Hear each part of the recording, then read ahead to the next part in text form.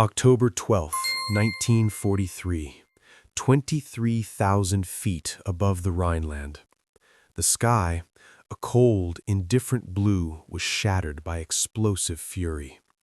A B-17 flying fortress, tail number 423067, shuddered as if struck by a giant's hammer.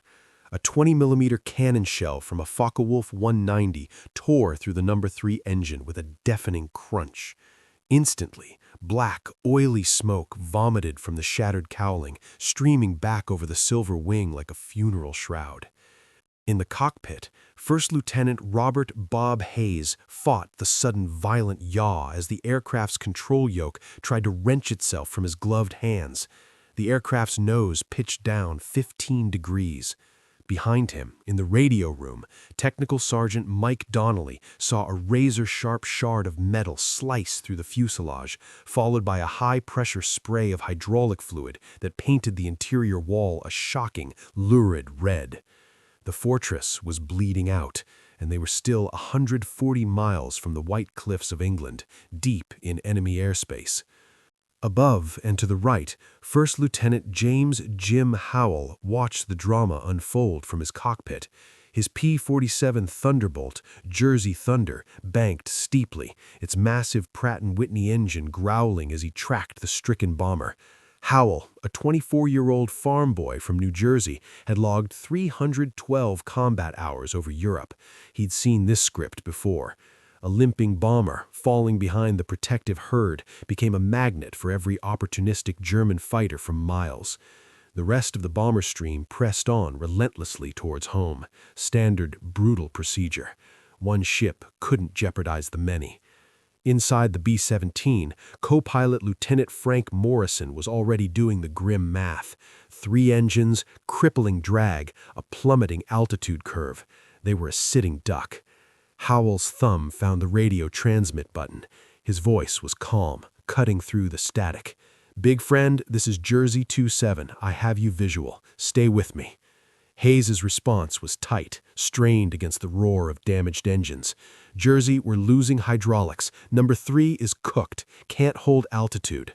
Howell didn't hesitate. "Copy that, big friend. I'm not going anywhere." It was a promise he had no authority to make. His fuel gauge showed 58 minutes. The bomber was crawling. The math was cruel. But in that moment, a solitary decision was made against all odds and orders. Below, a dark shape detached from a higher cloud layer, beginning a diving turn. Not one, but 2 Messerschmitt Bf-109s had spotted the prey. The fight for survival had begun, and it was 2 against an entire sky. The promise hung in the static-filled air, a fragile lifeline against the grim arithmetic of survival. Inside the trembling B-17, First Lieutenant Hayes clung to Howell's words, but his eyes were locked on the instruments. The altimeter needle was an unrelenting countdown. 22,000 feet and falling. Co-pilot Morrison worked frantically at the engineer's panel, trying to feather the dead engine's propeller to reduce drag, but the hydraulics were gutted. The bomber, once a majestic fortress, was now a wounded beast, sluggish and vulnerable.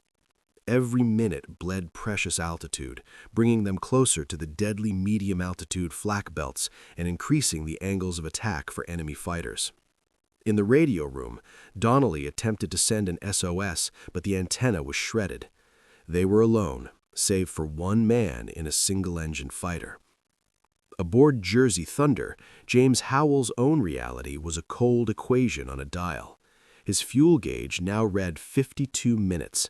The bomber, struggling to maintain 140 knots, was a slow-moving anchor. England was a distant 90 miles northwest across hostile skies. The math was stark. Even if they faced no further attacks, he would be dancing on the razor's edge of fuel starvation over the channel. Yet the 2 Messerschmitts he'd spotted were now forming up for a textbook attack from the rear quarter. His thumb rested on the cannon trigger. The price of his solitary choice was no longer abstract. It was measured in gallons of high-octane fuel and seconds of remaining ammunition. To leave now might save himself. To stay was to accept a shared fate whatever it may be. 6 hours earlier, the mission had been a canvas of stark contrasts. Dawn at Thorpe Abbott's, the 100th Bomb Group's base, was crisp and hopeful. The briefing officer's pointer tapped the map on Schweinfurt, Germany, a critical ball-bearing production center. Intelligence promises light resistance, he'd said. The intelligence had been catastrophically, murderously wrong. As 320 B-17s crossed the channel, the Luftwaffe met them with a fury unseen before. Over 400 fighters, Messerschmitt Bf-109s and Focke-Wulf 190s, rose in savage swarms. The sky transformed into a chaotic slaughterhouse. Bombers named by their crews, filled with men Hayes and shared beers with, were ripped apart. Parachutes dotted the sky, some aflame. The American P-47 escorts, including Howell's squadron, fought with desperate valor, but their limited range acted as a cruel timer.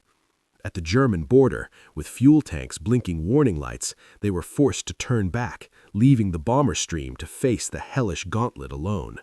It was in this maelstrom that Hayes's fortress took its first hits. Flak bursts walked through the formation.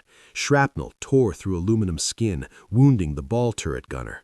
Then the fighters came.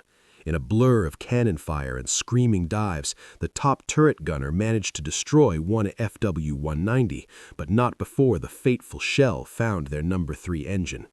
Now, separated from the herd, they were the definition of a straggler. Hayes knew the unspoken rule, the brutal calculus of strategic bombing. Yet breaking through the crackle of the radio, a voice from a departed guardian had chosen to defy that calculus. Howell wasn't just fighting Germans now. He was fighting time, physics, and the statistical certainty written in the smoke trails of 100 fallen comrades. The two Messerschmitts, painted in jagged splinter camouflage, transformed from distant specks into lethal silhouettes in a matter of heartbeats. They descended with the practiced grace of predators, positioning for a classic rear-quarter attack on the limping bomber, where its defensive fire was weakest. Inside the B-17, the gunners' calls were tense but disciplined. "Fighters, 3 o'clock high, coming in." In his P-47, James Howell didn't wait. He shoved the throttle forward, feeling the Thunderbolt's massive R-2800 engine roar in response, and banked into a hard, intercepting turn. His objective wasn't just to shoot, it was to disrupt, to break their focus. Climbing to place himself between the attackers and the bomber, he saw the lead German pilot's helmeted head turn in surprise, a lone escort where none should be. At 500 yards, Howell's thumb pressed the trigger. The 8.5 caliber machine guns in the P-47's wings erupted in a deafening, ripping crescendo that vibrated through his entire frame. Tracer fire stitched a lethal arc across the sky. The first bursts went wide, but the second walked directly into the 109's engine cowling and cockpit. A flash of flame, a puff of dark smoke, and the enemy fighter abruptly nosed over, shedding pieces as it spiraled into the abyss below. The wingman, shocked by the sudden loss, broke off his attack and clawed for altitude, disappearing into a veil of cloud. A relative silence, broken only by the agonized groan of the damaged bomber, settled over the scene. In the B-17's cockpit, Hayes and Morrison exchanged a glance, a mixture of relief and dawning realization. They had a guardian, but one whose shield was finite. Howell's voice crackled over the radio, steady. "Scratch one bandit, he's gone." Hayes keyed his mic, his voice thick with gratitude and concern. "Jersey, thanks for the save, but you're burning fuel you don't have. You should head home." The response was immediate and left no room for argument. "Negative, big friend. You've got company all the way to the fence." The fence, pilot slang for the English Channel, still an impossible 90 miles away. Howell scanned his instruments. The brief, full-power engagement had cost him dearly. His fuel gauge now showed a harrowing 42 minutes. The bomber, struggling to maintain 140 knots, would need over 38 minutes to reach the water. The math was a razor-thin margin of error, a promise balanced on the edge of empty fuel tanks. Below them, the patchwork fields of occupied France stretched to the horizon, a map of capture or death for any man who fell. The battle had been won, but the war of attrition had just begun. And as Howell's eyes swept the sky, a glint of sunlight on metal far to the east signaled that the first engagement was merely a probe. The Germans now knew the straggler had a determined protector, and they would return in greater numbers.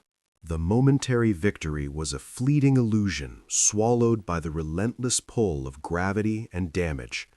The B-17, now a flying colossus of drag with its feathered engine and gaping wounds, continued its sickening descent. The altimeter unwound past 18,000 feet. Inside, the struggle became a battle of inches and ounces. Lieutenant Morrison fought to transfer fuel from shattered lines, while Hayes wrestled with the yoke, his arms burning from the constant strain to keep the wings level. The asymmetric drag from the dead engine wanted to roll them into a fatal spiral. In the rear, the gunners reported their turrets responding sluggishly. The dying hydraulics were failing them. They were becoming not just a wounded bird, but a defenseless one. A new, more insidious sound joined the orchestra of distress, a deep, groaning vibration from the airframe, a protest against forces it was never meant to endure. The patchwork fields below grew closer, their features becoming terrifyingly distinct. Roads, villages, all hostile territory. The reality of their situation crystallized. Even if the fighters left them alone, they would never climb back to a safe altitude. Ditching in the icy channel was transforming from a risk into an inevitable conclusion. Yet the channel itself remained a distant line on the horizon, a mirage that seemed to recede as fast as they crawled toward it. Every second of descent was a second stolen from their already minuscule chances of survival. Above them, Howell was a man trapped in a prison of his own making, a prison of duty, honor, and dwindling options. His faithful scan of the skies, a fighter pilot's ingrained mantra, caught the threat not from above, but from the flanks. 4 dark shapes, lower and faster, converging like wolves on a trail. Not the high-altitude Messerschmitts this time, but the deadlier, more maneuverable Focke-Wulf 190s, climbing from a forward airfield to intercept. They had spotted the low, slow bomber and were positioning for a slashing attack from the beam, aiming to avoid the remaining defensive guns. Howell's fuel gauge screamed a silent warning at 35 minutes. The math was now an abacus of doom. 4 against 1, a nearly defenseless bomber, and fuel for maybe one more serious engagement. He keyed his mic, his voice stripped of all essential information. "Big friend, bandits, 4 o'clock level, FW-190s, break left on my mark." He didn't wait for acknowledgement. Pushing the Thunderbolt into a dive to gain speed, he aimed not at the lead fighter, but at the center of their formation. His opening burst was long range, meant to scatter and disrupt. The tracers lanced through the air, and the German formation instinctively broke apart. One FW-190, overeager, turned tightly to get on the bomber's tail. This was the opening Howell needed. Ignoring the others, he hauled his heavy fighter into a high G turn, his vision graying at the edges, and squeezed off a 2-second burst. The .5 caliber rounds walked up the Focke-Wulf's fuselage and into its cockpit. The aircraft didn't explode, it simply rolled onto its back and fell away, smoking. The remaining 3, robbed of their tactical advantage and surprised by the ferocity of the lone defender, circled warily. The immediate attack was blunted, but the siege was tightening. Howell had bought minutes at a cost he could no longer afford. Silence in the skies over war-torn Europe was never truly silent. It was a fragile veil stretched over the constant drone of straining engines and the whistle of wind through countless bullet holes. For Lieutenant Hayes and his crew, the brief respite after Howell's latest intervention was filled with a more ominous sound, the labored, uneven rumble of their own 2 remaining engines and the eerie groan of the airframe. They had descended through 12,000 feet, a crippled giant slowly sinking towards the earth. The channel, That sliver of salvation was now visible on the horizon, a hazy gray line separating captivity from home. It was the last line, the fence, but it seemed to mock them, impossibly distant. Inside the cockpit, Morrison monitored the gauges with a grimace. The fuel from the ruptured number 2 tank was gone, and the remaining engines were drinking heavily from the last reserves to maintain lift. "Skipper," he said, his voice devoid of its earlier urgency, now just stating a fact, "we won't make landfall." Hayes didn't answer. His eyes were fixed ahead, his hands making constant, minute adjustments on the yoke. Every fiber of his being was focused on a single goal, reaching the water. A ditch in the channel was a terrifying prospect, but it was a chance. To come down on French soil was captivity at best. In the radio room, Donnelly, his hands numb, manually cranked the landing gear down, a desperate act of hope against all odds.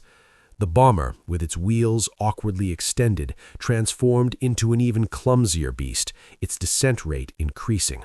They were sacrificing their last shreds of altitude and stability for the dream of a controlled crash landing.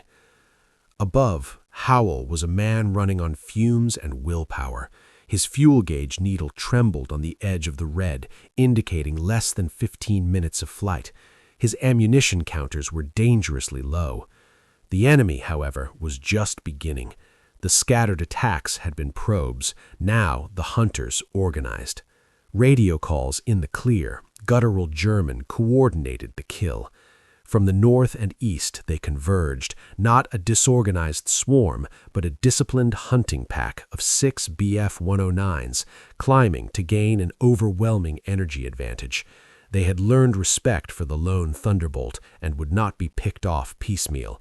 This was to be a single, crushing hammer blow. Howell saw them forming up, a perfect Vic at 15,000 feet, and a cold clarity washed over him. This was the final calculus. He could dive now, use his remaining fuel to race for the channel and possibly save himself, or he could make his stand. His eyes dropped to the battered B-17, struggling on like a wounded comrade. He advanced the throttle, not for speed, but for a final climb to interpose himself once more. "Big friend," his voice was calm, almost peaceful. "This is it. Stay on course. I'll take the head of the line." He turned his P-47 into the very center of the incoming German formation, a solitary knight charging a phalanx.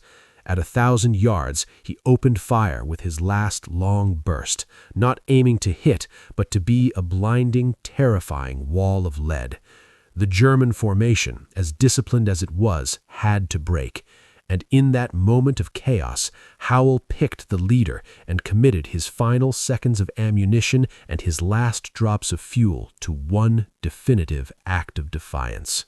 The furious rattle of his guns fell silent, the last spent shell casing tumbling into the void.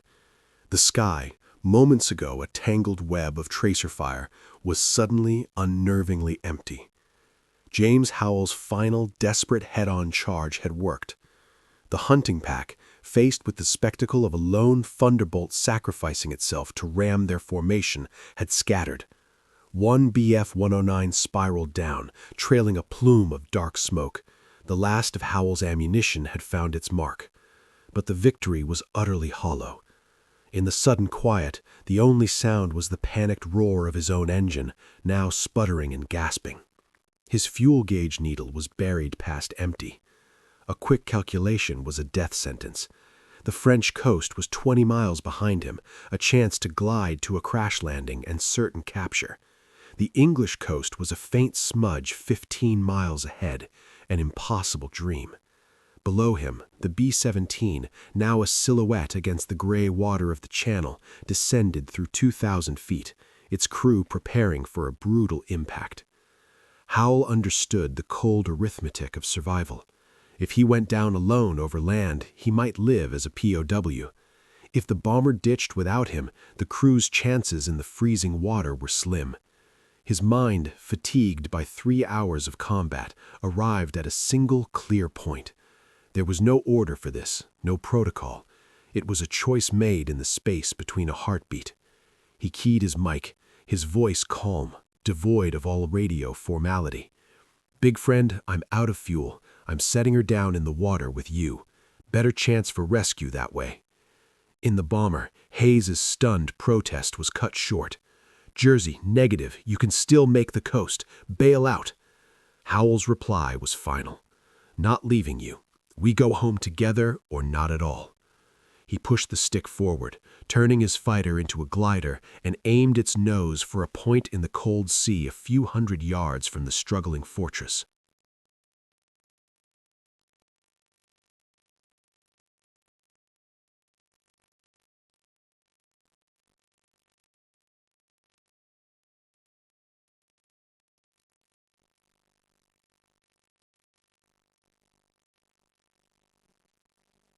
Inside the B-17, chaos was being methodically corralled into procedure. "Ditching checklist. Crew, assume crash positions." Morrison's voice boomed over the intercom, a lifeline of discipline. Men braced against bulkheads, curled into fetal positions. The wounded ball turret gunner, Sergeant Martinez, was the tragic exception. The mechanism to rotate his turret and escape had jammed under the strain. His frantic calls over the intercom turned to a static-filled silence as the turret's electrical connection failed. The aircraft, heavy and sluggish, met the water in a cataclysm of screaming metal and exploding spray. It struck, skipped, and slammed down again, the fuselage cracking like a giant egg. Icy water roared in instantly. For Howell, the experience was a violent, personal catastrophe. The P-47 hit hard, its massive engine wrenching the airframe forward into a somersault. The cockpit flooded in seconds, the shock of the cold water punching the air from Howell's lungs. Dazed, bleeding from a head wound, he fought his harness, shoved the shattered canopy aside, and kicked free as the fighter sank like a stone. Surfacing, gasping, he saw a scene of surreal horror and hope. The B-17, tail high, slowly settling. Men scrambled onto the wings, inflating yellow life rafts. He swam, his waterlogged flight gear dragging him down until strong hands hauled him into a raft. Hayes, already there, gripped his shoulder. "You crazy fool," he shouted over the wind, his face etched with a profound, wordless gratitude. They counted heads. 9. Martinez was gone, claimed by the mechanical trap of his ball turret. A bitter personal loss in the midst of their miraculous survival.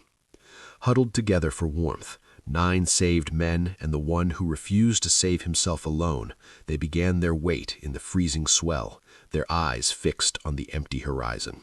The final minute was a symphony of dread and discipline. In the B-17's cockpit, Lieutenant Hayes fought the sinking yoke, flaring the massive aircraft just above the whitecaps. His co-pilot, Morrison, chanted the descending altitude like a grim psalm. 400, 300, 250. Behind them, the crew was frozen in their crash positions, braced against cold metal, each man locked in a private struggle with fear. In the ball turret, Sergeant Eddie Martinez made one last frantic attempt to crank the manual release, his wounded shoulder screaming in protest, but the mechanism, warped by flak damage, refused to budge. He was trapped in a glass and steel coffin as the sea rushed up to meet it. Simultaneously, James Howell, in his silent, gliding P-47, made his own final adjustments. With no engine, the only sound was the whistle of wind over his bullet-pocked wings. He lined up parallel to the bomber's path, aiming for a smooth patch of water, knowing the Thunderbolt's heavy nose would likely dig in and flip. He released his canopy, tightened his straps one last time, and braced. The 2 aircraft, one dying a slow death, the other sacrificing itself, descended side by side towards the same freezing fate in the gusty channel. The sound of impact was twofold. The B-17 struck first, its belly hitting a rising swell with a world-ending crash of tearing metal and exploding spray. The airframe shuddered violently, the forward section plowing into a wall of green water. The fuselage cracked amidships with the sound like a cannon shot. Icy water burst in torrents through every seam, instantly flooding the radio room and waist section. The P-47's impact followed a heartbeat later, a sharper, more brutal punctuation. Just as Howell feared, the massive engine acted as a plow, dragging the nose down and pitching the entire aircraft into a violent, tumbling cartwheel. The cockpit slammed forward, and Howell's head struck the gun sight, a flash of red pain clouding his vision as salt water engulfed him. In the disintegrating fortress, a chaotic scramble for life began.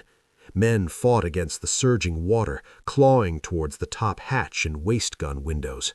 Hayes and Morrison shoved their way out onto the buckling wing, pulling the dazed navigator with them.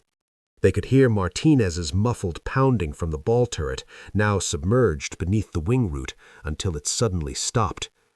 On the surface, Howell kicked free from his sinking fighter, his Mae West auto-inflating as he broke the surface, gasping and bleeding. He saw the bomber's tail section, its distinctive rudder still visible, slowly rising as the nose sank. Figures tumbled into the sea, and yellow life rafts bloomed open. With his last strength, he swam towards the closest raft, where hands reached out, pulling the shivering, disoriented fighter pilot to temporary safety amidst the oil slicks and debris. The cold was a living thing, a predator that bit through soaked leather and wool, seizing muscles and slowing hearts. Huddled in the bobbing life rafts, the 10 survivors, 9 bomber crew and 1 fighter pilot, clung to each other for precious warmth, their eyes scanning the empty gray horizon. The wreckage of the B-17 had vanished beneath the waves, leaving only a slick of oil and debris. Each passing minute in the 50-degree Fahrenheit water diminished their chances. Hypothermia's grip was subtle and deadly. Just as despair began to whisper, a low rumble cut through the wind. From the west, a sleek, dark shape emerged, pounding through the swell, an RAF air-sea rescue launch, its crew braced on deck. As it pulled alongside, strong British hands reached down to haul the shivering, oil-stained men to safety. Blankets were wrapped around shoulders, mugs of scalding sweet tea thrust into numb hands.